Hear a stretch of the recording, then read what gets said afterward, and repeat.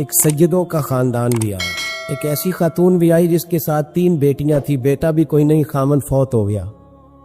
مسجد کے ساتھ مہمان خانے بنے ہوتے، وہاں اس نے بچوں کو ٹھہرایا اور نکلی سمرقند میں کہ کوئی آدمی مل جائے اور اس سے کہوں کہ تھوڑی سی مدد ہو۔ وہ چلتے چلتی ایک سیٹھ کے پاس، رئیس کے پاس پہنچی۔ جن لوگوں کے پاس دولت آتی ہے نا، وہ کئی دفعہ سخت جملے کہنے لگتے ہیں جو اللہ کو پسند نہیں آتے۔ وہ سیٹھ کے پاس گئی تو جا کے کہنے لگی، میں غریب ہوں، پریشان ہوں، بلخ میں قحط ہے، سارا زمانہ جانتا ہے، تو میں اس لیے سمرقند آئی ہوں، بیٹیوں کا ساتھ ہے، نہ رہنے کو جگہ ہے، نہ کھانے کو روٹی ہے، نہ پہننے کو کپڑا ہے، مہربانی کر تھوڑی مدد کر۔ جانے لگا ہو کون؟ تو اس سید زادی نے کان آگے کر کے، ہاں کسی پہ بھی حالات سخت آ سکتے، اللہ سے ڈرنا چاہیے، کان آگے کر کے نہ کہنے لگی، میں سید زادی اور یہاں میرا اپنا کوئی نہیں، مہربانی کر۔ تو وہ سیٹھ صاحب، چودھری صاحب کہنے لگے، مجھے کیسے پتا چلے گا تو سید ہے؟ تو سید زادی نے اپنا پلو کھولا اور اپنے آنسو دونوں آنکھوں سے صاف کیے تو کہنے لگی، اللہ تیرا بھلا کرے، میں ثابت نہیں کر سکتی کہ میں حضور کا خاندان، میرے پاس کوئی دلیل نہیں، میں نہیں بتا سکتی، چل ٹھیک ہے، چلی گئی۔ کسی نے بتایا کہ یہاں ایک یہودی بھی رہتا ہے، وہ بڑا سخی ہے، یا آتش پرست ہے، یا پارسی ہے کافر غیر، سخی بڑا ہے۔ اس کے پاس گئی، بیٹھی رہی، لوگ بیٹھے تھے، جب چلے گئے تو قریب گئی، کہنے لگی، مجبور ہوں، پریشان ہوں، غریب نہیں ہوں۔ کہنے لگا، بیوی تجھے کبھی دیکھا نہیں، سمرقند کی اتنی آبادی نہیں، میں سارے شہر، تو کون ہے؟ تو کہنے لگی، تعارف نہ ہی پوچھے تو اچھا ہے۔ اس نے کہا، چلو اگر پتہ چل جائے تو۔ کہنے لگی، میں مسلمانوں کے نبی کی اولاد ہوں۔ مسلمانوں؟ اس نے کہا، پیغمبر خدا کی اولاد؟ اٹھ کے کھڑا ہو گیا، بی بی کو ساتھ لیا، گھر گیا، کہنے لگا، جو صاف ستھرا کمرہ ہے نا، اسے پھر دھو ڈالو، ایک دفعہ پھر دھو ڈالو۔ کمرہ دھلایا، صاف کرایا، پھر کہنے لگا، بی بی میرے برتن زیادہ صاف ستھرے نہیں، میں نئے نہ خرید کے لا دوں۔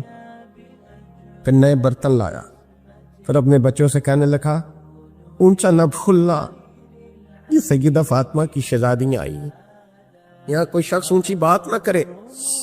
پھر کہنے لگا، بی بی جو میرا بالکل طیب اور حلال رزق ہے نا، یہ اس میں سے لنگر ہے، لیکن چونکہ میں غیر مسلم ہوں، مجھے سلیقے نہیں آتے، جیسا تیسا بھی ہو نا، اسے قبول کر لینا۔ خاتون کو کہنے لگا، یہ گھر ہے، جب تک جی چاہے یہاں رہنا، فقط دیکھنا، ہو سکے تو رات اپنے نبی سے سفارش کرنا، میرا بھی کوئی مسئلہ، میری بھی کوئی قبولیت کہیں ہو جائے۔ وہ مسلمان کہلانے والا رات کو سویا، کہتے جنت سجی ہوئی ہے، لوگ جنت میں جا رہے، لائنیں لگی ہوئی ہیں، نبی پاک لوگوں کو جنت میں بھیج رہے ہیں۔ میں بھی دوڑ کے لائن میں لگ گیا، فرشتے نے میرا بازو پکڑا، کا پیچھے ہٹ۔ تو میں دوڑ کے حضور کی بارگاہ میں گیا، میں حضور سارے جنت میں جا رہے ہیں، یہ مجھے نہیں جانے دیتا۔ نبی پاک نے فرمایا، تو کون ہے؟ کہ یا رسول اللہ میں مسلمان ہوں۔ کہتے حضور مجھ سے فرمانے لگے، کوئی دلیل ہے تیرے پاس؟ دلیل ہے کوئی تیرے پاس؟ میں چپ کر گیا، فرمایا، میری بیٹی ہے تیرے دروازے پر آ ہی گئی تھی تو دلیلوں کوشنے لگ گیا تھا۔ ہم جا دوڑ جا، سویرے آنکھ کھلی تو گلیوں میں ڈھونڈتا پھرتا ہے، تلاش کرتا پھرتا ہے، کونے کونے میں جاتا ہے، وہ سادات کا گھرانہ کہاں گیا، ڈھونڈتے ڈھونڈتے اس غیر مسلم کے دروازے پہ جا کے پہچان لیا۔ تو کہنے لگا، خدا کا واسطہ، جو تو نے نوکری کی ہے نا، ان کی مجھ سے 11 گنا لے لے، یہ سادات کا گھر مجھے دے دے۔ تو کہنے لگا، کل تو آتا تو شاید بات اور ہوتی، آج بات اور ہے۔ اس نے کہا، مہربانی کر، کل نہیں، کل تو آتا تو معاملہ اور تھا، آج معاملہ آج اور ہے، رنگ بدل گیا ہے، حالات تبدیل ہو گئے ہیں، اب تو دیکھتا کیا ہے، جا دوڑ جا۔ کہنے لگا، نہیں مہربانی کر، دے دے، تو غیر مسلم میں تیرا کیا تعلق؟ کہنے لگا، چپ کر، غیر مسلم میں کل تک تھا، کل سے سجدوں سے پیار کیا ہے تو میرے حالات سنور گئے ہیں، وہ جو نظارے تو نے رات خواب میں دیکھے ہیں، میں نے جاگتی آنکھوں سے دیکھے ہیں، میں نے جاگتی آنکھوں سے اور تو نے کسی مفتی پیر عالم کے ہاتھ پہ کلمہ پڑھا ہے؟ میں نے رات محمد اردی کے ہاتھ پہ کلمہ پڑھا ہے، شیخ الاسلام ابن المسلمین خواجہ قمر الدین سیالوی۔ خواجہ صاحب سچ مچ کے شیخ الاسلام تھے، اور اللہ تعالیٰ نے انہیں بڑا ہی اعزاز عطا فرمائی، بڑی بات تھی۔ ایسے شیخ بھی کم دنیا میں ہوتے، اور 20 علماء ان کے مرید تھے۔ پنڈی کے علاقے میں نا اپنے بہت سارے علماء، کسی علماء کی میٹنگ میں گئے تھے، علماء کافی تھے، تو ایک سید عالم تو انہوں نے نماز پڑھائی، عالم بھی تھے اور سید بھی تھے، جماعت کرائی، تو نماز کے بعد پتہ چلا کہ کوئی ایسی واضح غلطی ہو گئی ہے کہ نماز ہوئی نہیں۔ اب ہمارے تو کسی نمازی کو کسی مسئلے کا پتہ چل جائے دوسروں کو جینے نہیں دیتا، کہتا صرف میری نماز ٹھیک ہے، تم سب کی غلط ہے۔ اور پھر بندہ عالم ہو، اسے پتہ ہو مسئلے کا، تو پھر وہ سانس لینے دے، یہ بڑا مشکل کام ہے۔ علم یہاں بالکل زیادہ ہو تو پھر بندے کو حوصلہ ہوتا ہے، اس پہ کو پتہ ہے تھوڑا پانی ہوتا ہے نا برتن میں تو آوازیں زیادہ نکالتا۔ علماء سارے کہنے لگے جی جلدی سے بتائیں جی حضرت صاحب وہ نماز نہیں ہوئی، تو خواجہ صاحب نہ چپ کر جو، پتہ مجھے بھی ہے نماز نہیں ہوئی، پر مسئلہ یہ ہے میرا مولوی نہیں نا، یہ رسول اللہ کا خاندان ہے، اور تیری نسل پاک میں ہے بچہ بچہ نور کا۔ فرمایا کہ حضور کا خاندان ہے، چپ کر جاؤ، طریقے سے بات کرنی، ادب سے۔ اور کوئی عالم ہوتا تو میں لقمہ دیتا، یہ سادات ہیں، چپ کرو۔ ہمارے چینل کو لائک کریں، سبسکرائب کریں، اور مزید ہمیں کمنٹ سیکشن میں بتائیں کہ آپ کس طرح کی ویڈیوز دیکھنا پسند کرتے ہیں۔ جزاک اللہ۔ چلو کہنے لگے میں نا سوچ رہا ہوں کہ کوئی جملہ مل جائے تو شاہ جی کو کہوں کہ نماز نہیں ہوئی، حالانکہ بڑے عالم تھے خواجہ صاحب، وہ زبردست قسم کے محقق عالم۔ تھوڑی دیر کے بعد کہنے لگے لو جی مجھے نا مل گیا جملہ، میں شاہ جی کو بتانے لگا ہوں۔ کب بتائیں؟ تو سلام لیا آگے جا کے، شاہ جی کے ہاتھ چومے، کہنے لگے حضور آپ کے پیچھے نماز پڑھی ہے، سید ہے تو مزہ بڑا آیا ہے، ان 4 وقتوں کا بڑا ہی مزہ آیا ہے۔ ہمارا دل کرتا ہے کہ دفعہ یہی نماز دوبارہ نہیں پڑھا دیتے، مزہ ہی بڑا آیا ہے نا، ذرا ایک دفعہ دوبارہ نہیں پڑھا دیتے نماز، مزہ بڑا ہے۔ تو شاہ جی کہنے لگے لگ مجھے بھی رہا تھا نماز کوئی نہیں ہوئی، پر میں کہہ رہا تھا شاید میرا وہم ہی ہو، لگ رہا تھا کہ نماز نہیں ہوئی۔ تو آپ بڑے سمجھدار آدمی ہیں، آپ نے سید کا ادب بھی بچا لیا ہے اور مسئلہ بھی بتا دیا ہے۔ تیری نسل پاک میں ہے بچہ بچہ نور کا، تو ہے عین نور تیرا سب گھرانہ نور کا۔ ہمارا تعلق اعلیٰ حضرت فاضل بریلوی کے ساتھ ہے، اعلیٰ حضرت فاضل بریلوی رحمت۔ ایک پیر صاحب نے دعوت دی، پیلی بھیت کے پیر صاحب تھے، دعوت دی، ان کے جلسے میں عرس پہ اعلیٰ حضرت گئے، اور جب میرے امام پہنچے تو بے پردہ بیویاں سامنے بیٹھی تھی۔ میرا موضوع نہیں تھا لیکن بات ہو رہی تھی، سوال پوچھا جا رہا تھا تو وضاحت ضروری سمجھ رہا ہوں۔ بے پردہ بیویاں سامنے بیٹھی تھی، اور وہ بزرگ سید بھی کہلاتے تھے۔ اعلیٰ حضرت رحمت اللہ علیہ واپس پلٹے، واپس بھرے مجمع میں اٹھ کے آ گئے، دوڑا آیا، لوگ بھی تھے، کہنے لگے حضور آپ امام ہیں، بزرگ ہیں ہمارے، آپ کا رویہ نرم ہونا چاہیے، تھوڑا خیال کریں، کوئی غلطی ہے تو سمجھائے، آپ جا رہے ہیں، کوئی غلطی ہے تو سمجھائیں، رویہ نرم ہونا چاہیے، سمجھا دیں، آپ اٹھ کے جا رہے ہیں۔ آپ فرمانے لگے جو رسول اللہ کی شریعت کا لحاظ نہ کرے اس کے ساتھ نرم رویہ نہیں رکھنا چاہیے، نرم رویہ نہیں رکھ۔ فرمایا اگر آپ سید نہ کہلاتے ہوتے تو پھر میں کھڑے ہو کے بات کرتا، نرمی صرف اس لیے کی ہے کہ تیری نسل پاک میں ہے بچہ بچہ نور کا۔ لیکن وہ شاہ بھی کوئی قیمتی بزرگ تھے، سید صاحب بھی، وہ کہنے لگے حضور بھی میری طرف دیکھیں، بڑے مجمع میں کہتا ہوں مجھ سے غلطی ہوگی، آئندہ نہیں کروں گا۔ اور پھر میرے امام کی شان دیکھیں، جب شاہ صاحب نے بڑے مجمع میں کہا غلطی ہو گئی آئندہ نہیں کروں گا، تو لوگوں نے دیکھا کہ کروڑوں سنیوں کا تنہا امام زمین پہ جھک گئے اور سجد کے پیر چومنے شروع کر دیے۔ فرمانے لگے اگر آپ غلطی مانتے ہیں تو میں بھی رسول اللہ کی اولاد کا نوکر ہوں۔ تو میرے بھائی یاد رکھے، ایسے ہی تھوڑا آج ہے، ہم کوئی ایسے گرے پڑے لوگ نہیں جس مرضی آدمی کو اٹھ کے ماننا شروع کر دے۔ ہماری عقیدت بڑی غیرت مند ہے، ہمارے نظریات بڑے پختہ ہیں، اور ایک منٹ کے لیے بھی ہمیں کوئی شرمندگی نہیں، پار کے ادھر پھینکتے۔ ہم کیا سمجھتے ہیں کسی کے درجنوں مرید ہو یا لاکھوں مرید ہو، ہمارے لیے کسوٹی رسول اللہ کی شریعت ہے، نبی پاک کا دین معیار ہے۔ حضرت سلطان باہو رحمت اللہ تعالیٰ علیہ کے ایک خادم ہوئے ہیں، ان کا اصل نام امیر بابا لکھا ہے بعض جگہوں پہ، لیکن ان کو کڈن میاں، بڈھے میاں کئی ناموں سے یاد کیا جاتا ہے۔ بڑے درویش تھے، صاحب حضوری آدمی تھے، اکثر لوگ دم درود کرانے آتے تھے ان کے پاس، بزرگوں کے پاس لوگ آتے ہیں، اللہ کے بندے دعا کرتے ہیں تو اللہ خیر فرما دیتا ہے۔ آج کل کا زمانہ نہیں، اب تو دکانداری ہے نا، ٹوکن چلتے ہیں، تو اللہ تعالیٰ خیر کرے، حالات بڑے عجیب و غریب ہے۔ تو ان کے پاس لوگ آیا کرتے تھے دم کرانے، انہوں نے نا دور ایک برتن رکھا ہوا تھا، تو کوئی آدمی آتا تو تھوڑا سا اس میں نذرانہ ڈالتا، نذرانہ حضرت جی میرا یہ کام ہے، یہ کر دے۔ وہ خلیفہ تھے حضرت سلطان باہو میں، وہ گردن جھکاتے، تھوڑی دیر کے بعد سار اٹھاتے، کہتے تیرا کام ہو جائے گا۔ صحیح مسلم کی حدیث ہے، نبی پاک نے فرمایا رب اشغاز اکبر لو اقسم علی اللہ لابرہ، اللہ کے کچھ بندے ایسے ہیں جو اللہ کو قسم بھی دے تو اللہ ان کی قسم پوری کر دیتا ہے۔ ان کے کپڑے مٹی سے بھرے ہوتے ہیں پر اللہ کو کہہ دیں تو اللہ کر دیتا ہے۔ حضرت سلطان باہو کے وہ خلیفہ کہتے ہو جائے گا تو ہو جاتا، پھر کوئی بندہ آ کے کہتا جی نذرانہ ڈال دیا تو کام، گردن چکاتے کہتے اپنے پیسے نکال کے لے دا، تیرا کام کوئی نہیں ہونا۔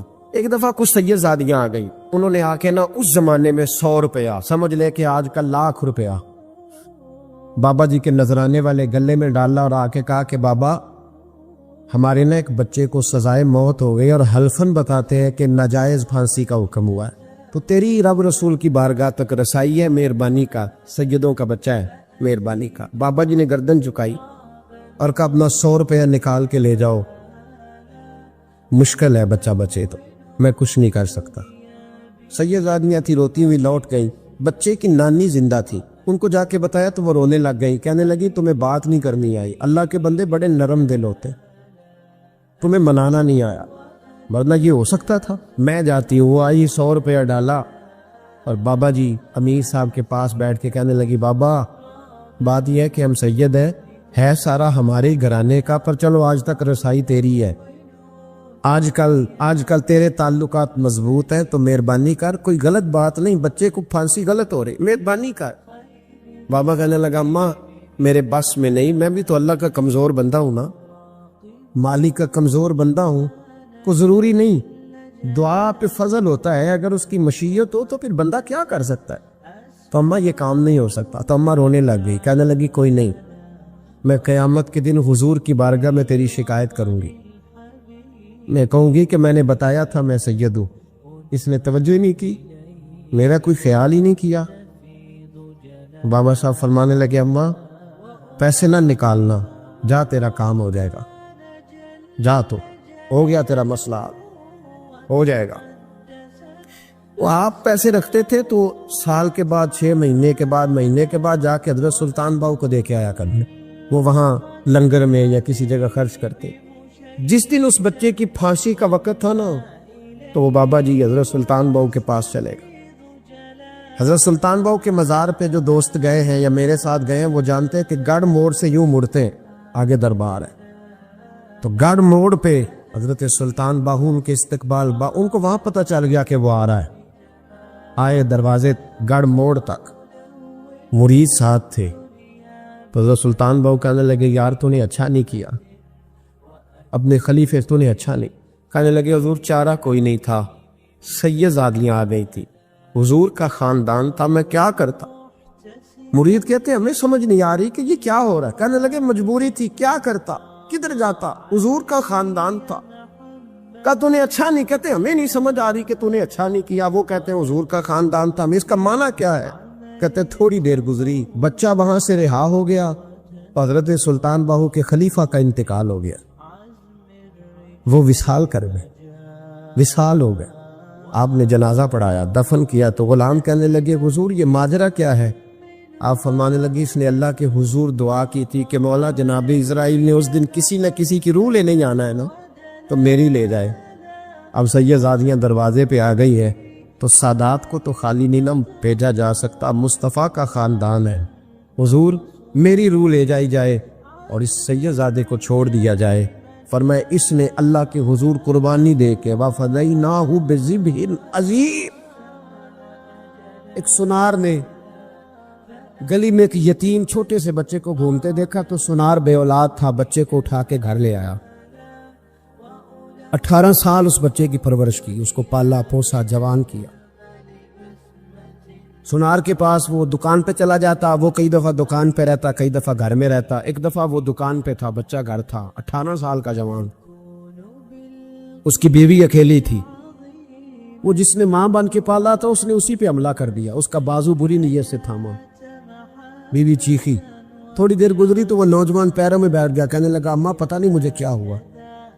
شام کو سنا رہا، بیوی چیخنے لگی، چلانے لگی، کہنے لگی آج عجیب بات ہوئی، جس کو میں نے جگر کا خون دے دے کے پالا اسی نے گندی نظر ڈالی۔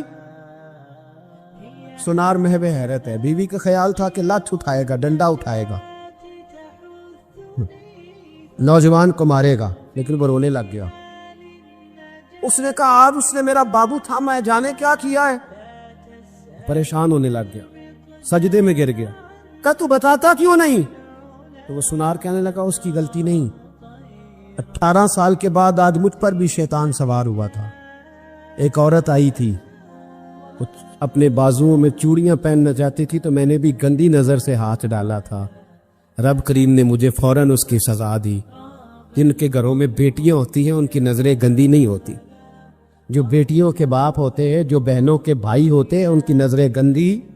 اور اگر تو ٹیلی فون کرتا ہے، تو کسی عورت کے ساتھ تعلق رکھتا ہے، تو یہ بات لکھ لے، امام فخر الدین رازی 1، علامہ اسماعیل حقی 2، ملا جلال الدین رومی 3، امام خازن 4، امام جلال الدین سیوطی 5 حدیث کے استاد اور محدث لکھتے ہیں کہ اگر تو کسی پر گندی نظر ڈالے گا تو تیرا گھر بچ سکتا ہو، یاد رکھ نہیں بچے، اس لیے کہ تیری نظر کسی کی بیٹی کو بیٹی سمجھ، تاکہ تیری بچی کا پردہ قائم رہے، کسی کی بہن کو۔ یہ کیا بات ہوئی کہ تو جتنا مرضی کند معاشرے میں پھیلاتا رہے تیرا گھر بچا رہے، یہ کیسے ہو سکتا؟ فَإِنَّ لَهُ مَعِيشَةً ضَنْكَ، اللہ فرماتے ہیں زندگی تنگ ہو جائے گی تیرے لیے مشکل، تو ڈھونڈتا پھرے گا کہ میں مرنے کو جگہ تلاش کروں۔ سچی توبہ کرے، کھری توبہ کرے، یہ گناہ انسان کو مجبور کر دیتے۔ حضرت عبداللہ بن مبارک رحمۃ اللہ تعالی علیہ، ان کے سینکڑوں شاگرد تھے، ایک شاگرد کے انتقال کا وقت آیا تو گھر گئے ملنے، آپ کہتے ہیں میں نے زور لگا لیا پر اس کی زبان پر کلمہ جاری نہیں ہوا، میں اسے کہتا کلمہ پڑھ پر اس کی زبان پر جاری، اللہ اکبر، بہت بڑی نعمت ہے، دعا فرمائیں اللہ ایمان کی موت عطا فرما، ایمان کی موت دے اللہ کریم، ایمان کی موت دے۔ ایسے بھی لوگ دیکھیں ہیں، مسجد نبوی ہے، رسول اللہ کا شہر ہے، سر سجدے میں ہے، روح پرواز کر گئی، روح پر کتنا نصیبوں والا ہے، کتنا نصیبوں والا ہے کہ مسجد نبوی میں سر سجدے میں رکھا ہے، اور اللہ تبارک و تعالیٰ نے محبوب کے قدموں میں موت عطا فرمائی۔ تو حضرت عبداللہ بن مبارک کہتے ہیں میں نے اس کو کہا کلمہ پڑھ، تو اس کی زبان پہ جاری نہیں ہوتا، میں بار بار کہتا تو وہ منت کرتا، کہتا حضور میں کوشش کرتا ہوں جاری نہیں ہوتا۔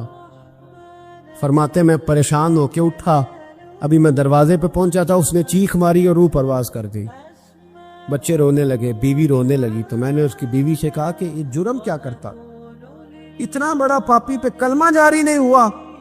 اس کی زوجہ کہنے لگی حضرت جی 2 گناہ تھے اس کے، ایک تو یہ شراب کا عادی تھا، روکتی تھی باز نہیں آتا تھا، اور دوسری بات یہ کہ یہ اپنی اماں کا نافرمان تھا، وہ 2 گلیاں چھوڑ کے رہتی ہے، یہ کبھی ملنے نہیں گیا تھا، اس بوڑھی کا کلیجہ اس کی طرف سے بڑی تکلیف میں تھا۔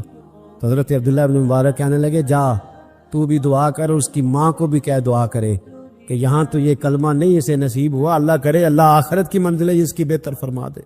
میرے بھائی ایسے گناہ، حضرت مالک بن دینار نے توبہ کی، توبہ کی انہوں کس طرح؟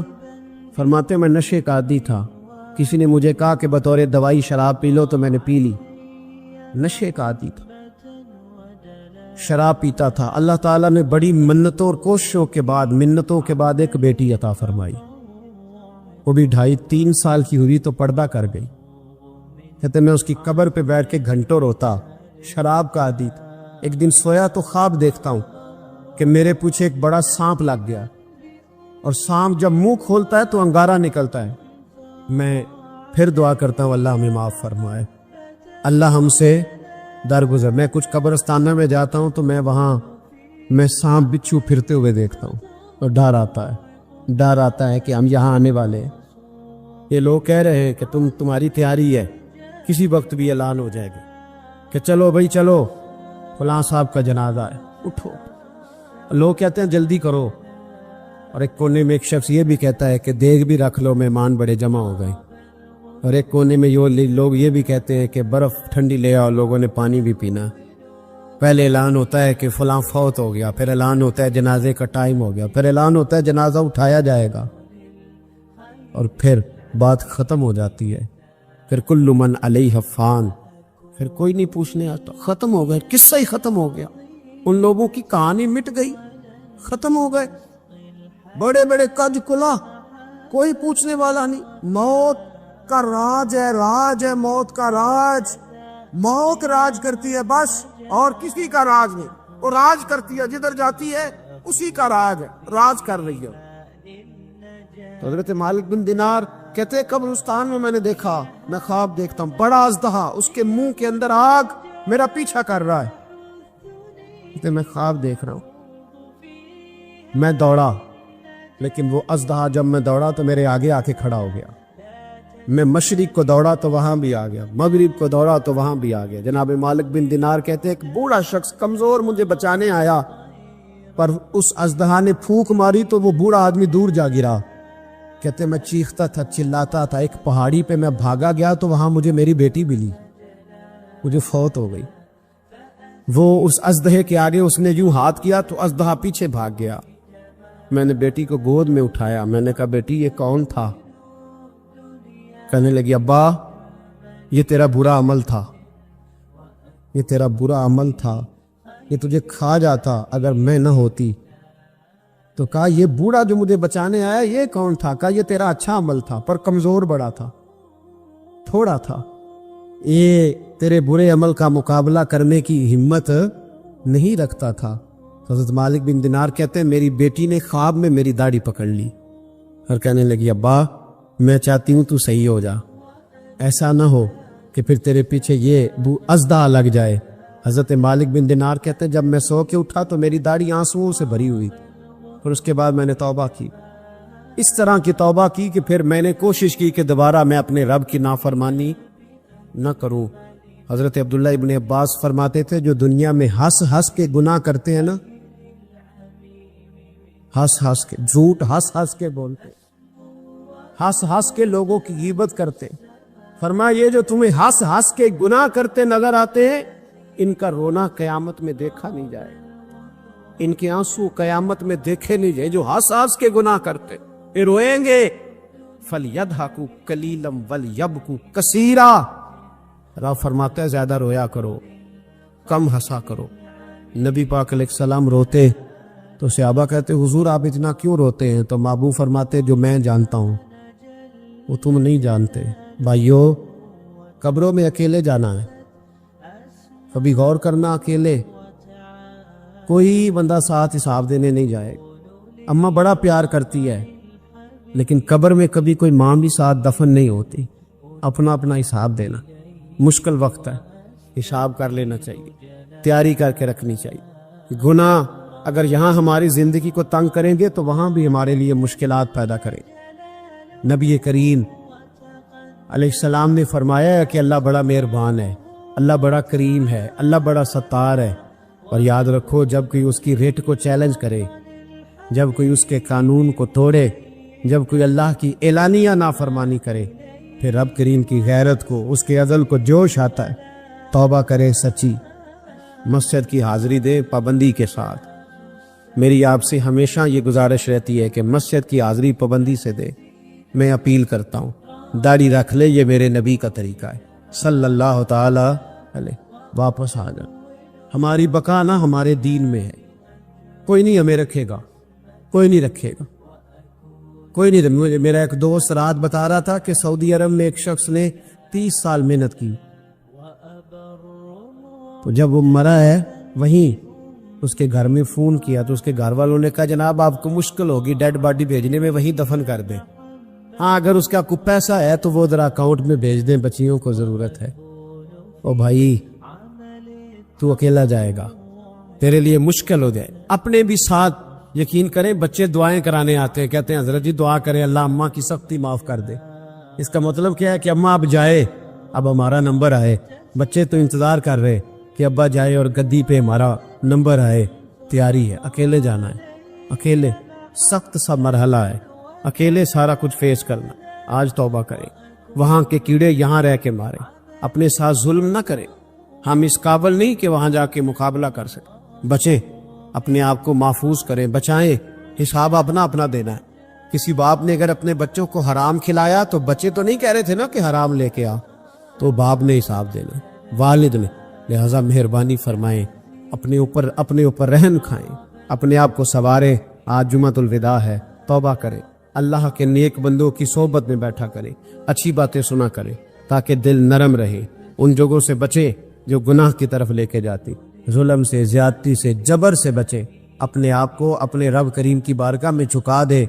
ہمارا کہیں اور گزارا نہیں، کوئی نہیں ہمیں پوچھے گا۔ اقبال رو پڑے آخری عمر میں، رو پڑے اور اللہ کی بارگاہ میں عرض کرنے لگے، نہ جہاں میں کہیں بھی امان ملی، جو امان ملی تو کہاں ملی، میرے جرم خانہ خراب، تیرے عفو بندہ نواز میں، پناہ صرف اللہ رسول کی بارگاہ میں۔ حضرت مصعب ابن عمیر بڑے مالدار تھے اور بڑے مہنگے جوڑے پہنتے تھے، پھر اللہ نے کرم کیا اور حضور کی غلامی میں آ گئے۔ میں حضرت مصعب ابن عمیر کو پڑھ کے نا تو ایک جملہ میں نے نیچے لکھا ہے، میں نے کہا اس کا مطلب ہے کہ سوٹوں میں، کوٹھیوں میں، گاڑیوں میں سکون نہیں، سکون تب بھی ہے جب ضمیر مطمئن ہو جائے۔ مالدار آدمی تھے پر یہاں پھٹے پرانے کپڑوں میں آ گئے، اس لیے کہ وہاں سب کچھ تھا، دل مطمئن نہیں تھا۔ تو پہلے حبشہ گئے ہجرت کر کے، پھر مکے واپس آئے۔ نوجوان آدمی، بوڑھا آدمی نہیں، جوان، نبی پاک صلی اللہ علیہ وسلم نے ڈیوٹی لگائی، فرمایا مدینے مجھ سے پہلے جاؤ، جا کے تبلیغ کرو۔ یہ وہاں گئے، کسی کے گھر میں، حضرت اسد بن زرارہ رضی اللہ تعالیٰ عنہ کے گھر میں ڈیرا لگایا۔ وہاں بنی ظفر کا ایک گھر تھا، ایک حضرت اسد بن زرارہ کا، وہاں تبلیغ کرتے، دین بتاتے۔ جوان آدمی اور امیر آدمی، منت کرنے کی کیا ضرورت ہے؟ کسی کی منت کرنے کی کیا ضرورت ہے؟ پر دروازے رسول پہ آئے نا۔ حیدر شاہ اس گلی کدے نہ رول دی، پر ان تے رول گئیاں۔ آئے نا تو آ کے حضور کی بارگاہ سے پیغام لے کے یہاں پہنچ گئے۔ حضرت اسد بن زرارہ کے گھر میں ان کا قیام تھا رضی اللہ تعالیٰ، وہ مسلمان ہو چکے تھے، اور ان کی خالہ کے بیٹے تھے حضرت سعد بن معاذ، جو قبیلہ بنو اشہل کے سربراہ تھے، اپنے قبیلے کے سردار تھے، اور خالہ کے بیٹے تھے۔ وہاں آ گئے، حضرت مصعب بن عمیر نے تبلیغ شروع کر دی۔ شروع میں غریب لوگ کلمہ پڑھنے والے تھے، بات ذرا پھیلنے لگی تو حضرت سعد بن معاذ نے خود نہیں کہا، خالہ کے بیٹے تھے، نہ کہا وہ ناراض نہ ہو جائے۔ حضرت اسید ابن حدیر کو بلایا اور بلا کے کہنے لگے، یار تو جا، میرا وہ خالہ کا بیٹا ہے، میں کوئی بات کروں گا تو وہ ناراض ہو جائے گا، جا سمجھا، وہ ہمارے سادہ لوگوں کو کہہ رہے ہیں کہ تمہارے باپ دادا بھی گمراہ تھے، بت پوجتے تھے، واپس آؤ، تو وہ تو ایک نئی طرح نے ڈالے، جا کے۔ اب وہ بھی سردار بندے تھے۔ تو دوسرا یہ کہ اگر کوئی کسی کو اشتعال دلا کے بھیجے، وہ کسی کو کہہ کے بھیجے کہ جا کے کمال کر دے، تو ہی ہے جو اٹھا سکے۔ تو آپ کو پتہ ہے چودھری صاحب کو تو 3 دفعہ چودھری صحیح کر کے کہہ دے تو کام ویسے ہی اللہ ماشاءاللہ اوپر چلا جاتا ہے۔ چودھری صاحب کہتے ہیں میں چودھری بن کے دکھانا ہے، ہو ہی نہیں سکتا۔ سیٹھ صاحب کو 2-4 دفعہ آپ نے کہنا ہے آپ سیٹھ صاحب ہیں، تو معاملہ جو ہے وہ اوپر چلا جاتا ہے۔ کہ جوان بچے ہیں، ان کو آپ کہہ دیں کہ اتنا تو جوان ہے اور فلانا تجھے بات کر گیا ہے، پہلے بیچارہ چاہے بھول بھی گیا ہو، وہ چلا جاتا ہے گھر سے بندوق لینے۔ انہوں نے کہا بڑی باتیں کی، پورا غصہ لے گیا نا۔ یہ بھی ایک لہجہ تھا، جواب میں حضرت مصعب ابن عمیر کا بھی لہجہ تھا۔ اب باتیں کرتے رہے تو یہ ہنستے رہے، تو یار اسے رستے کا مسافر ہی نہیں، یہ تو ان کو پوچھنا جو مسافر ہیں، کہہ جو کہنا ہے، تو تر شروع ہو کے گالی 1000 دے، یہ وہ نشہ ہی نہیں جو کوئی ترشی اتار دے، تو کر جو تو نے بات کرنی ہے وہ کرتے رہے۔ جب غصہ ٹھنڈا ہو گیا، سارا کچھ کہہ چکے، تو حضرت مصعب ابن عمیر کہنے لگے جی آپ نے ڈانٹا ہے، ہم تو تیار بیٹھے ہیں جانے کے لیے۔ گئے، بس 2-3 باتیں ہماری بھی سن لیں گے۔ میں کہا سنائیے۔ 2-3 آیتیں پڑھی قرآن پاک کی، تھوڑا سا حضور کی سیرت نور کو چھیڑا تو وہ ڈنڈا انہوں نے پھینک دیا، فرمانے لگے اس دین میں داخل ہونا ہو تو طریقہ کیا ہے؟ تو حضرت مصعب ابن عمیر کہنے لگے آپ غسل کریں، کپڑے بدلے، آئے میں کلمہ پڑھاتا ہوں۔ انہوں نے غسل کیا، کپڑے بدلے، کلمہ پڑھا۔ اب واپس گئے تو ان کو پتا تھا میں نے جانا ہے، تو سعد بن معاذ نے رزلٹ پوچھنا ہے۔ کہتے ہیں اس نے مجھے بھیجا تھا تو میں نے بھی اسے بھیجنا ہے۔ کہتے ہیں میں نے جا کے کہا اس قبیلے کا، قبیلہ بنی حارثہ کے ساتھ مقابلہ چلتا تھا، کہتے ہیں میں نے بھی اسی طرح کی سٹوری سنائی جا کے۔ حالانکہ حضرت سعد بن معاذ کہتے ہیں جب یہ آ رہے تھے نا واپس تو میں سمجھ رہا تھا بندہ وہ نہیں جو میں نے بھیجا تھا، اس میں کوئی انقلاب آ گیا، تبدیلی آ گئی۔ آ کے کہنے لگے یار تیری وہ خالہ کا بیٹا ہے، میں نے کیا مقابلہ کرنا ہے، وہ تو بنو عارصہ والے بھی لڑ رہے ہیں، تمہارا شریکہ بھی لڑائی کر رہا ہے، تو تم جاؤ ان کو بھی بنا کرو اور اپنے شریکے کو بھی کہو کہ یہ ہمارے گھر کا مسئلہ ہے، ہم خود نمٹ لیں گے، تم جاؤ۔ کہتے ہیں میں نے کہا اچھا اگر تجھ سے بھی نہیں نہ ہوا تو اب مجھے ہی 2 ہاتھ کرنے پڑیں گے۔ آستینیں چڑھا لیں، ڈنڈا پکڑ لیا۔ کہتے ہیں گیا اور جا کے جو مجھ سے ہو سکتا تھا میں نے کہا، جب میں پوری طرح کہہ چکا نا، اب وہاں تو لہجہ بدل چکا تھا نا۔ حضرت سیدنا مصعب ابن عمیر تو طے کر لیا تھا نا، سیکھا تھا نا حضور سے، تو معاملہ بڑا انفرادی تھا، رنگ ہی بڑا انوکھا تھا، کہے جس نے جو کہنا ہے۔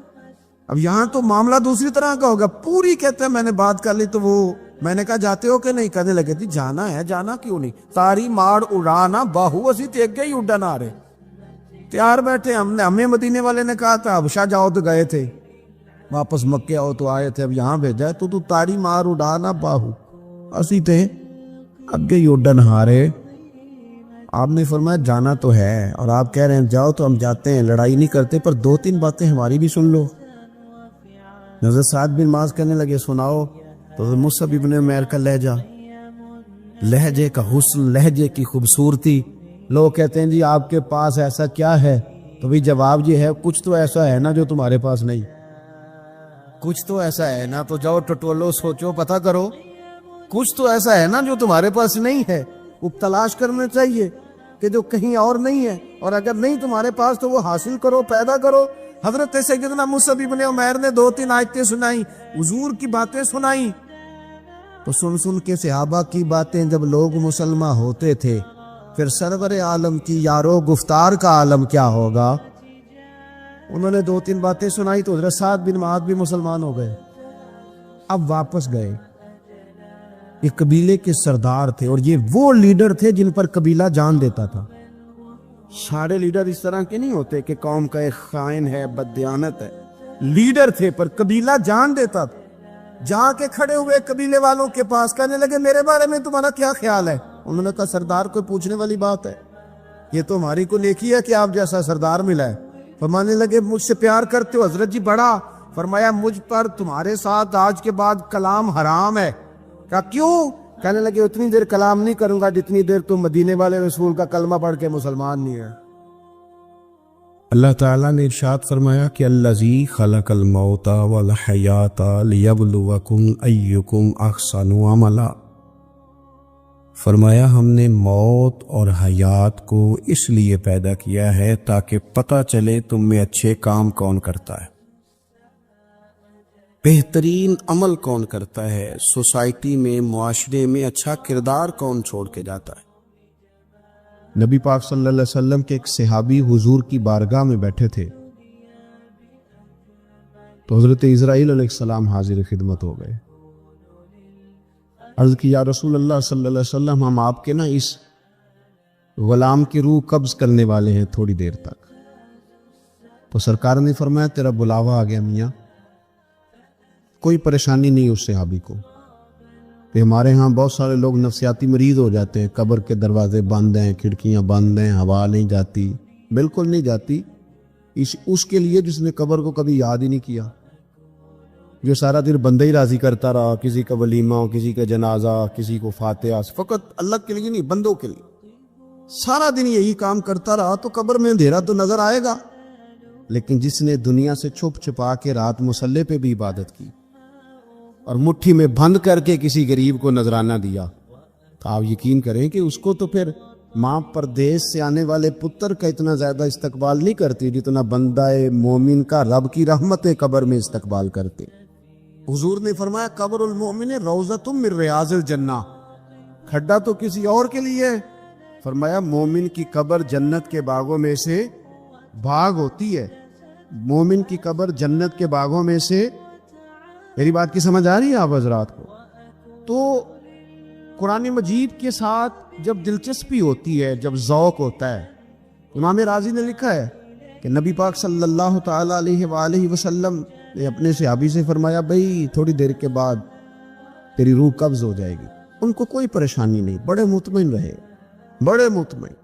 ਮਿੱਟੀ ਦੇ ਤੇ ਮਿੱਟੀ ਰਹਿਣਾ ਹੀ, ਐਵੇਂ ਕਾਦੀ ਬੱਲੇ ਬੱਲੇ, ਅੱਜ ਮਿੱਟੀ ਦੇ ਉੱਤੇ ਬੰਦਿਆ ਤੇ ਕੱਲ ਮਿੱਟੀ ਦੇ ਥੱਲੇ। وہ مطمئن ہے, وہ تیار بیٹھے تھے, بالکل تیار. ہلکی سی بات عرض کی یا رسول اللہ صلی اللہ علیہ وسلم وقت آ گیا ہے, بس آپ مجھے وہ کام بتائیں جو میں کرتا ہوا دنیا سے جاؤں تو رب قریب میرے لیے جنت کا فیصلہ فرما دے. وہ یہ آپ بتا دیں. نہ دوڑ کے گھر گئے, نہ کوئی وصیت لکھنے گئے, وہیں بیٹھے. حضور حکم کر دے کیا کروں؟ تو نبی پاک صلی اللہ تعالی علیہ وسلم نے فرمایا جا قرآن کے صفحے اٹھا کے لا, تو بیٹھ کے پڑھ اور میں تجھے پڑھاتا ہوں. فرمایا قرآن مجید سیکھتا سکھاتا دنیا سے جا, رب بغیر حساب کتاب جنت عطا فرمائے گا. آپ یقین کریں نوجوان زندگی بتا لیتے ہیں اپنی, لیکن مسلمان ہوتے ہیں نا, اندر ایمان تو ہوتا ہے, تو پھر جب آنکھ کھلتی ہے تو کہتے ہیں دل کرتا ہے قرآن پاک پڑھنے, طبیعت چاہتی ہے قرآن پاک پڑھنے. اگر انہیں وقت پہ سکھا دیا جائے, ان کی توجہ کرا دی جائے, ان کا پیار ڈالا جائے. جب ہماری طبیعت ہوتی ہے نا لیکچر دینے کو, تو پھر ہم گھر کے اندر آ کے لیکچر شروع کرتے ہیں بچوں پہ. ہم کہتے ہیں تم نماز نہیں پڑھتے اس لیے میری روزی میں برکت کوئی نہیں, تم سویرے قرآن مجید نہیں کھولتے تو ساری بے برکتی. ہمارا پروگرام بن جاتا ہے نا لیکچر دینے کا, شروع ہو جاتے. حالانکہ اس طرح نہیں بچے قرآن مجید پڑھیں گے, اس طرح تھوڑی نماز پڑھیں گے. بہترین طریقہ یہ ہے کہ آپ مصلی بچھا لیں گھر میں. نبی پاک علیہ السلام نے فرمایا کچھ نفل گھر میں بھی پڑھا کرو, اپنے گھر کو قبرستان نہ بنا لینا. یہ مشکات میں موجود. سرکار کے گھر کا دروازہ مسجد میں کھلتا تھا, لیکن حضرت عائشہ صدیقہ فرماتی ہیں پھر بھی تہجد کی نماز اللہ کے رسول صلی اللہ علیہ وسلم اپنے گھر کے اندر ادا فرماتے تھے اور ساری رات کھڑے رہتے تھے. حضور نے نا لوگوں کو سمجھایا تھا. پہلے لوگ کسی عقیدے کے قائل ہی نہیں تھے. محبوب نے سمجھایا کہ دنیا مختصر ہے. حضور نے بتایا کہ مرنے کے بعد ہمارے لیے جو قبر ہے اس کو صرف ایک پہلو نہ سمجھ لینا, وہ گڑھا بھی ہے دوزخ کا, لیکن وہ جنت کا باغ بھی ہے. نبی پاک نے لوگوں کو ایجوکیٹ کیا, تعلیم دی, سمجھایا کہ تم ایک نظریاتی زندگی گزارو. فقط یہ 50-60 سال ہی کل زندگی نہیں, یہ تو تمہیں بھیجا گیا ہے کام کرنے کے لیے, کاشتکاری کرنے کے لیے. مرنے کے بعد تم نے اس کاشتکاری کا پھل کاٹنا. تو اب یہ تعلیم اتنی راسخ ہو گئی لوگوں کے دلوں میں, اور صرف لوگوں کو نہیں سمجھایا. وہ ہمارے یہاں پیران عظام یہ کرتے, لوگوں کہتے ہیں فقیر ہو جاؤ, فقیر ہو جاؤ, فقیر ہو جاؤ. لوگ فقیر ہوتے جاتے ہیں اور پیر صاحب امیر ہوتے جاتے ہیں. وہ مالدار ہوتا جاتا ہے, لوگوں کو فقر کا سبق پڑھاتا جاتا. نبی پاک علیہ السلام نے لوگوں کو جب یہ کہا نا کہ زندگی چند روزہ ہے, تو یہ تعلیم لوگوں کو تو دی, لیکن اپنا حال یہ تھا ایک وقت روٹی کھائی اور 3 وقت فاقہ کیا. محبوب نے چٹائی پر آرام فرمایا. حضور موٹے بان کی چارپائی پہ لیٹے, موٹے بانے پہ, اور یہ عمر فرماتے میں تبن سخت تھا, لیکن حضور کی کمر پر جب میں نے چارپائی کے نشان دیکھے تو میں رو پڑا. یا رسول اللہ, اللہ کے دشمن اتنی موج میں ہیں اور آپ. تو حضور نے ایک تو یہ ہے نا کہ آپ کی پیار میں کو رو رہا ہے تو بندہ کہے کوئی نہیں بس حالات ہے ایسے, نہ محبوب نے نظریہ بیان کیا. نظریہ فرمایا عمر تم پسند نہیں کرتے کہ وہ تھوڑی سی دنیا میں آسانی دیکھیں اور آخرت میں رسوا ہو جائیں, اور ہم دنیا میں تھوڑی سی مشکل دیکھیں اور آخرت کی ساری عزت اللہ ہمیں ہی عطا فرما دے. تو حضور تعلیم دیتے, سمجھاتے, قائل کا دلیل دیتے, لوگوں کو سمجھ آتے, اور وہ پھر شعور اتنا بلند ہوا, اتنا بلند ہوا, اتنا بلند ہوا, یقین علم الیقین تک سے شروع ہو کر عین الیقین تک پہنچا اور حق الیقین تک پہنچا. کہ حضرت انس بن نضر رضی اللہ تعالیٰ عنہ احد کے میدان میں جب موجود تھے نا, تو جنت کی باتیں سن کے, وہ تعلیم لے کے قلبی واردات اس طرح کی ہو گئی تھی کہ میدان احد میں کھڑے ہو کے لوگوں سے کہہ رہے تھے نہ ادھر جاؤ, ادھر واپس آؤ, مجھے تو احد پہاڑ کے دامن سے جنت کی خوشبو آ بھی رہی ہے, جنت کی خوشبو آ رہی ہے.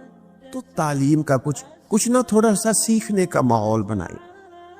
ہمارے ہاں الجھنیں بہت زیادہ ہیں، ایک لمبی تعداد ہے لوگوں کی جو ہر وقت ذہنی کشمکش کا شکار رہتی، ایک تناؤ ہے، ایک الجھاؤ ہے۔ میں گزارش کرتا رہتا ہوں بزرگوں سے تو نہیں، جو دوست احباب ہیں علماء کی جماعت میں کہتا ہوں کہ لوگوں کے جو مسائل ہیں اس پر گفتگو کی جائے، لوگوں کو ذہنی آسودگی کا موقع میسر آئے، انہیں پتہ چلے کہ یہ ہمارا اصل مسئلہ ہے۔ ہمارے جو وہ عادے کے نا حسد بہت بڑا مسئلہ ہے، اس پر نبی پاک علیہ الصلوۃ والسلام کی درجنوں احادیث موجود ہے، اور اس کے ہر پہلو پر حضور نے ہمیں سبق دی، بغض پر، جھوٹ پر، بدی پر، خیانت پر، رزق حلال کے فضائل پر، محبت پر۔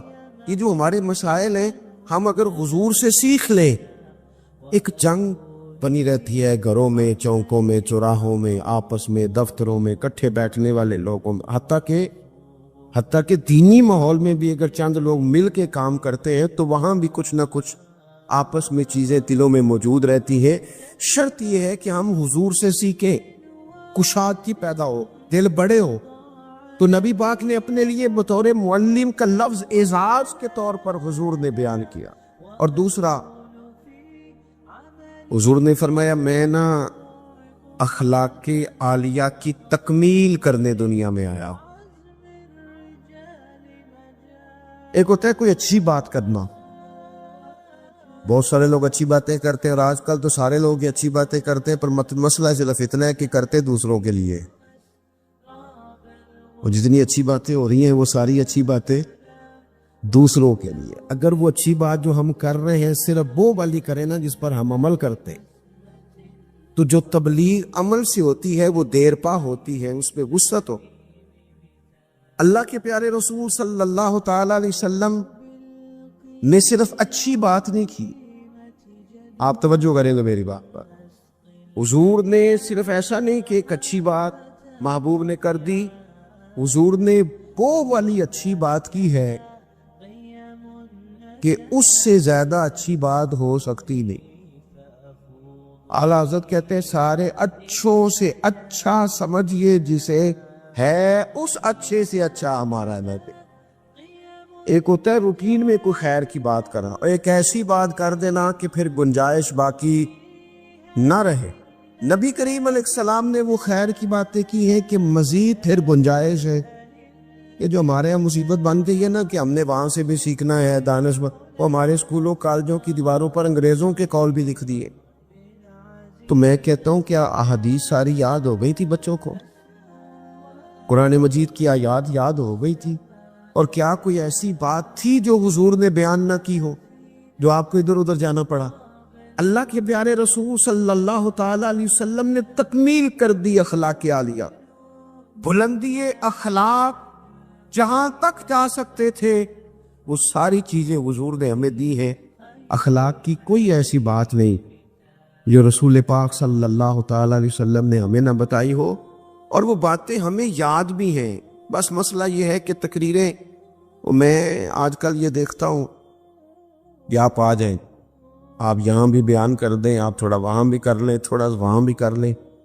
تو میں یہ اکثر کہتا ہوں دوستوں سے کہ اگر تو تقریریں ہیں فقط کانوں کی لذت کے لیے، پھر تو سارا دن سنو، اور اگر عمل کے لیے ہے نا تو پھر میرا خیال ہے 20 منٹ اگر کسی نے کوئی بات سن رکھی ہے تو عمل کے لیے کافی ہے، وہ عمل کے لیے کافی ہے۔ وہ بزرگ ایک مثال دیا کرتے تھے کہ ایک شخص نے کسی مولانا سے سن لیا تھا، بعض اوقات لوگ کھیتوں میں قضائے حاجت کے لیے جاتے تھے پیشاب کرنے، تو کہا سخت جگہ پہ پیشاب نہ کرو، وہ اس لیے کہ پیشاب کے چھینٹے پلٹ کر کپڑوں پہ نہ آئے۔ تو اس بیچارے نے وہ مسئلہ سن لیا، وہ صرف نعرے والا نہیں تھا نا، عمل والا تھا۔ اس نے پھر نہ اپنی رومال میں ریت باندھ کے کندھے پہ رکھ لی، جہاں اسے قضائے حاجت کا موقع آتا وہ پہلے ریت رکھتا، اس میں وہ پیشاب کرتا تاکہ میرے کپڑوں کو۔ تو کسی نے کہا چل دوبارہ محفل میں جانا ہے، کچھ سننا ہے، تو کہنے لگا نہ بھائی بس، وہ جو ایک مسئلہ سنا تھا اس کے لیے کندھے پہ ریت اٹھائے پھرتا ہوں۔ یہ ایک سادی بات ہے لیکن سمجھنے کے لیے ہے، اگرچہ آپ ہنسے پر سمجھنے کے لیے ہے نا، کہ جن کا عمل کرنے کا مزاج تھا وہ تو یہاں تک تھے، اور جن کا خیال جی کہ اب ویکھیا ساڈی محفل ہوئی پھر راتی پھر آ مزہ گیا ہے، او ہو کیا بھئی آپ نے اور میں نے یہی تو کام کیا ہے۔ نبی کریم نے بلند اخلاق سکھائے۔ ایک حدیث اگر میرے ملک میں نافذ ہو جائے نا، ایک بس، تو سارے مسئلے حل ہو۔ ایک بات، اور لمبی چوڑی نہیں، حضور کو جو اللہ نے جواب میں کلمہ عطا فرمائے ان میں سے ایک بات، اللہ کے پیارے رسول علیہ السلام نے فرمایا میرا مومن وہ ہے۔ اتنی بڑی بلند اخلاق کی بات ملے گی نہیں آپ۔ فرمایا میرا مومن وہ ہے جو اپنے لیے پسند کرتا ہے وہی اپنے بھائی کے لیے بھی پسند کرتا ہو۔ نو ختم ہو گئی بات۔ آج کے بعد زندگی میں یہ ایک بات طاری کر لو، ایک صرف، کہ جو اپنے لیے پسند کرنا ہے وہی اپنے، کوئی ملاوٹ ہوگی، کوئی آدمی غلط چیز بیچے گا، کوئی غلط چیز بنائے گا، کوئی خرابی پیدا ہوگی، کیوں کہ اس نے نا، میں دکان پہ ایک دفعہ کپڑے خریدنے کے لیے بیٹھا تھا تو ایک صاحب کہنے لگے پیر صاحب یہ لے لے آتے، میں بھی پایا ہے۔ میں کیا سارے نو یو دیا کر جڑا آپ پالا ہے۔ دیکھو نا یہ کیا بات ہوئی، آپ کو پہچان ہے نا کہ یہ کپڑا ٹھیک ہے تو آپ باقیوں کو خرید، آپ مارکیٹ سے لے کے ہی وہی آئیں گا جو آپ سمجھتے ہیں کہ یہ لوگوں کے لیے۔ کیوں ہم اس طرح کا کام پر، کیوں نہیں ہم سمجھتے کہ یہ غیر نہیں ہے، یہ ہمارے اپنے لوگ ہیں۔ یہ کیسے ہو سکتا ہے کہ کسی کے بچوں کو آپ ملاوٹ والی چیز کھلائیں اور بیماریاں آپ کے گھر نہ آئیں؟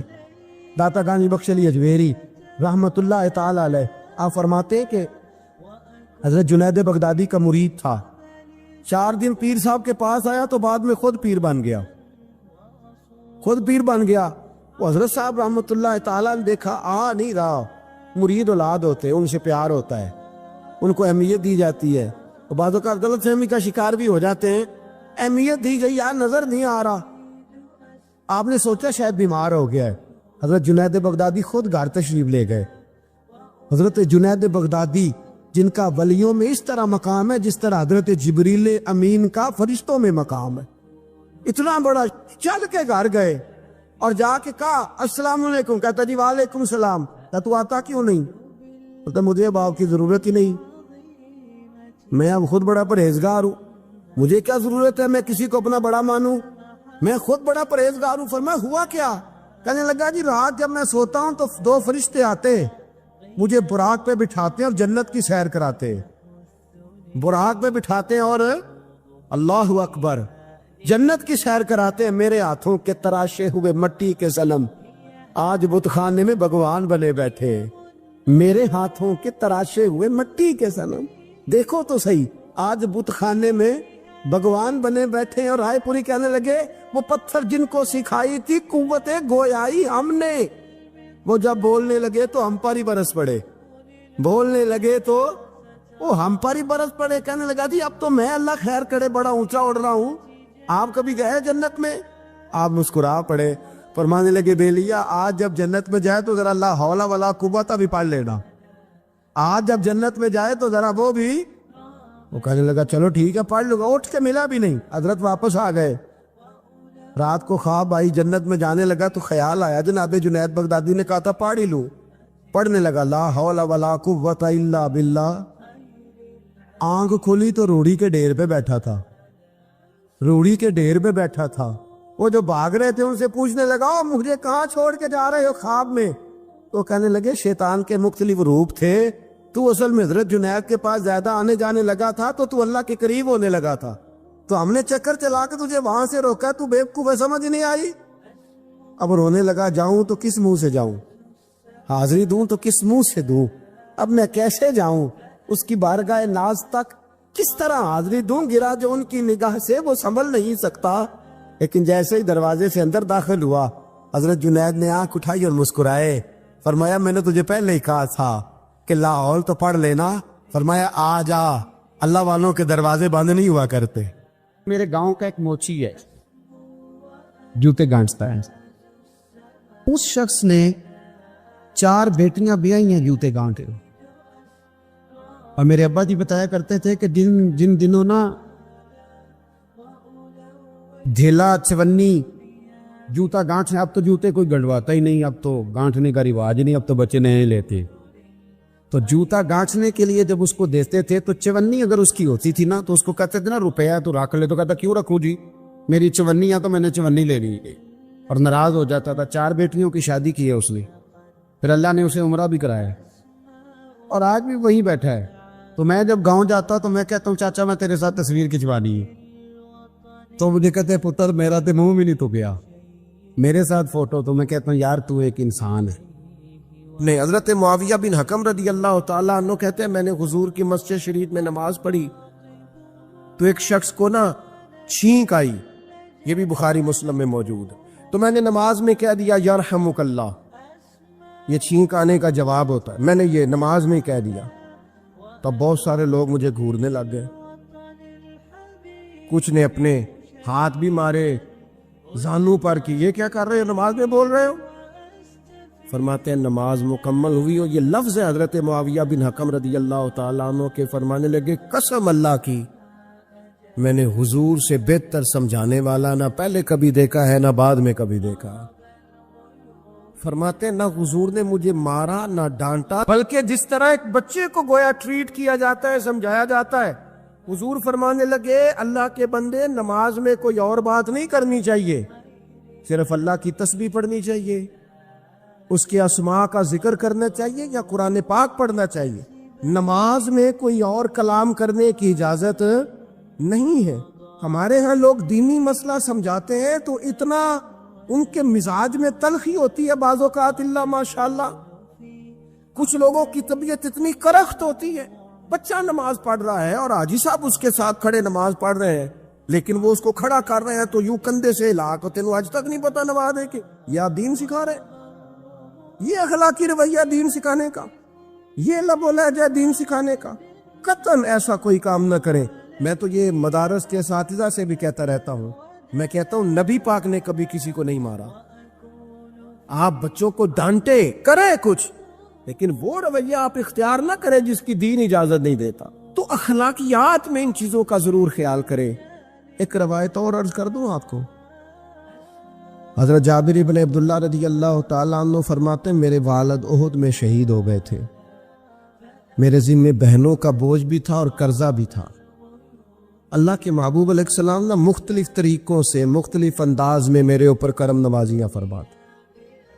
नवाजने का तरीका, आप ना किसी को नवाजें बहाने बहाने से। मैंने बाद बुजुर्गों को देखा है किसी बच्चे को इदारे में खानकाह में कमजोर देखते उस रीला भी नहीं है, उसे कहते चल पुत्र ना सुना, और ना सुना रहा है तो उसे नजराना दे रहे, चल बेटे तिलावत सीख सुना, चल तकरीर सुना, किसी भी तरीके से उसको तसल्ली हो रही। और इस तरह का रवैया ना अपनाया जाए कि वो मांगने वाला बन जाए। ये अखलाकी बुलंदी होती है आपकी कि आप किसी शख्स को बहानों से नवाजें।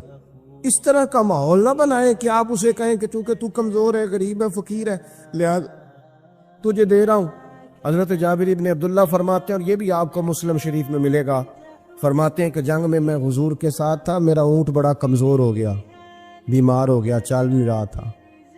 हुजूर मेरे करीब आए और पीछे आके फरमाने लगे इसे भगाता क्यों नहीं। मैंने कहा हुजूर बीमार है, कैसे भगाऊं। तो नबी पाक ने ना ऊंट को एक दुर्रा लगाया और गोया पैगंबर आजम ने हुक्म दिया, नबी रहमत ने, नबी अकरम ने हुक्म दिया, फरमाया ऊंट भागता क्यों नहीं।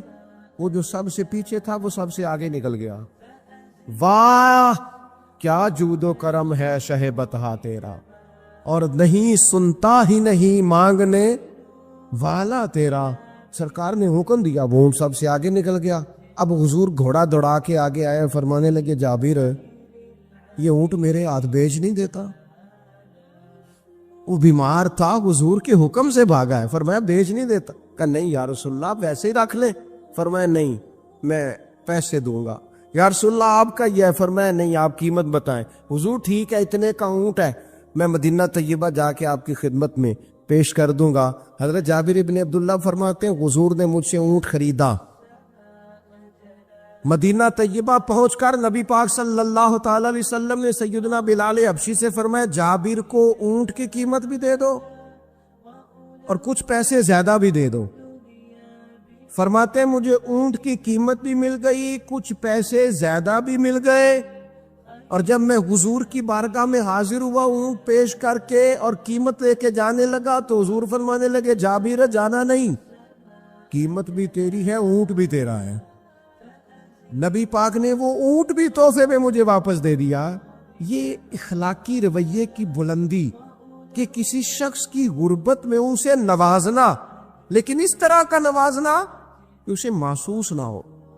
حضرت عمار ابن یاسر رضی اللہ تعالیٰ عنہ کے پورے خاندان کو کفار نے گھیر لیا، مارنا پیٹنا شروع کیا، آپ کو بھی، آپ کے بھائی کو بھی، آپ کی والدہ کو بھی، آپ کے والد کو بھی، اتنا مارا کہ لہو لہان کر دیا، زخم پہ زخم کھا کے جی خونے جگر کے گھونٹ پی اور آہ نہ کر لبوں کو سی، یہ عشق ہے کوئی دل لگی نہیں، یہ آزمائش حسن ہے۔ اگر کسی کو راہ خدا میں آئے تو سیدنا عمار ابن یاسر کی والدہ کو اس طرح مارا کہ ان کی ایک ٹانگ ایک اونٹ کے ساتھ باندھ دی، دوسری کے ساتھ باندھ دی، اور پھر ان کو نیزے مارے حتیٰ کہ 2 حصوں میں کٹ گیا وجود، اور وہ باہمت خاتون درد سہتے سہتے اپنے رب کے حضور حاضر ہو گئی۔ پھر ان کے والد کو شہید کیا، کس کے لیے، کس کے نام پر، کس وجہ سے؟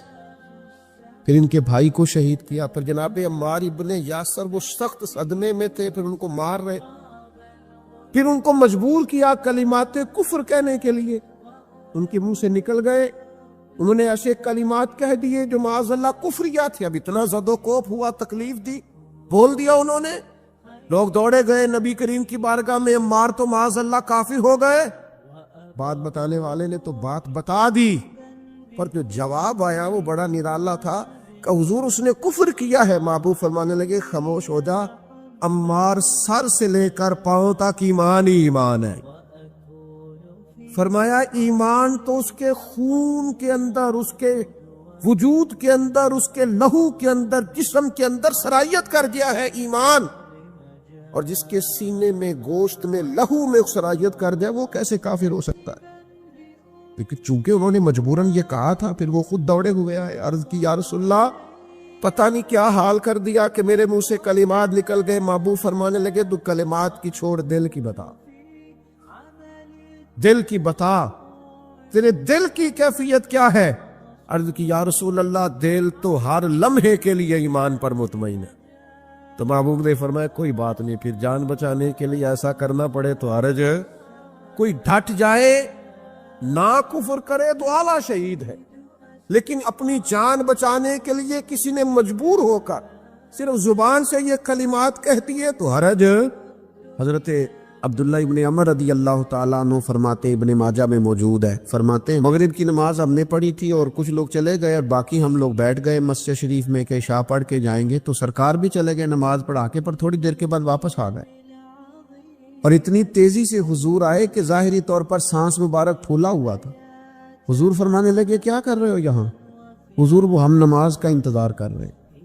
فرمایا تم یہاں نماز کا انتظار کر رہے ہو اور رب فرشتوں کے سامنے تم پر فخر فرما رہا۔ ان دلہ بندے کا مرتبہ کیا ہے اللہ کی بارگاہ میں اس کا؟ حضرت ابی بن کعب رضی اللہ تعالیٰ عنہ صحابی ہیں، نبی کریم تشریف لے گئے ان کے پاس، کریم نے کرم فرمایا، میں نے سنا ہے وہ بن سور کر میری عیادت کو آ رہے ہیں۔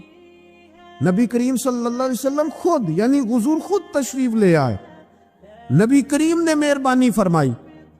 حضرت ابی بن کعب کہتے ہیں حضور میرے پاس آ کے کہنے لگے مجھے اللہ نے حکم دیا ہے کہ میں تمہیں قرآن سناؤں،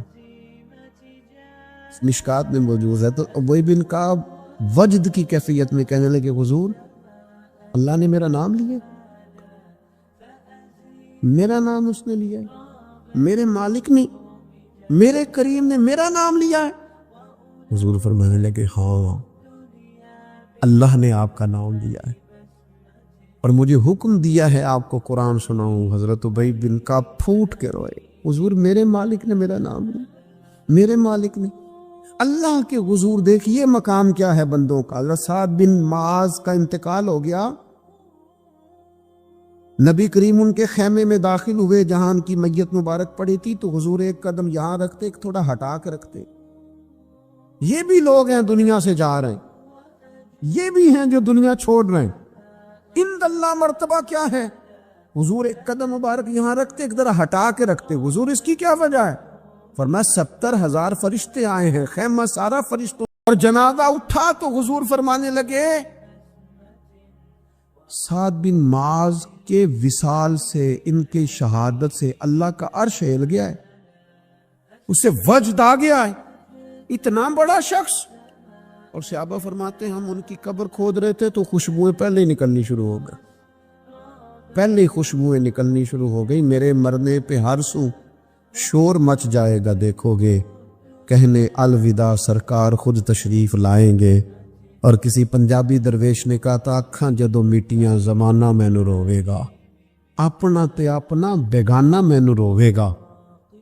جدو نہ میں دسیا میخارا نو میخانے وچ، پھر جام ہی ٹوٹ جان کے تے میخانہ مینو روے گا۔ کئی بک بک رون گے تے کئی لک لک رون گے، گلیاں دا ایانا تے سیانا مینو روے گا۔